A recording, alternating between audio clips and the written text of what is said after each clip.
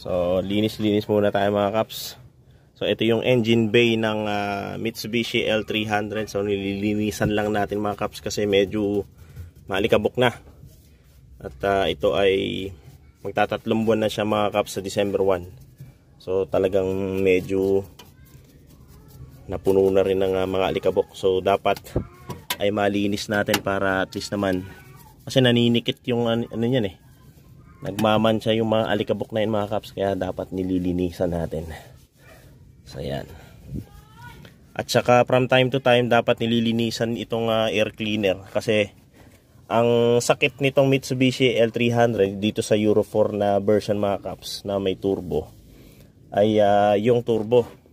So ito yung turbo niya mga kaps, dito siya kumukuha sa air cleaner ng ano. Kaya from time to time, every 5,000 kilometers yung mileage, nag-change oil. So dapat chine-check up din to, nililinis tong air cleaner, kasi yun nga nagiging sakit niya.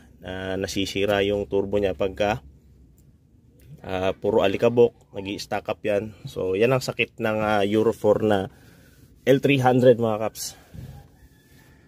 Kaya dapat tayo lilinisin natin yan.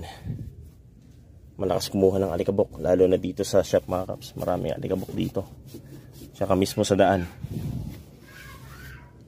Yan. Sa mga kagaya din nating may L300, so yan ang dapat nating babantayan lagi. Check up ng langis. So yun lang naman talaga ang dapat nating check lagi.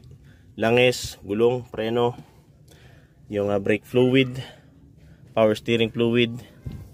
Ito yung sa power steering nya. Yan, ito yung coolant nya mga kaps. Sa coolant nya. Ito yung mahalaga dyan.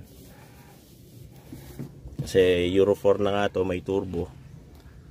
So dapat ma-maintain natin malinis yan. 2.2 liters Euro 4 na engine ng Mitsubishi L300, 4N14 mga kaps. Maalikabok na.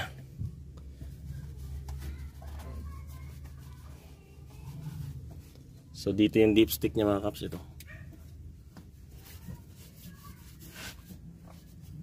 So yan, meron pa siyang seal dito.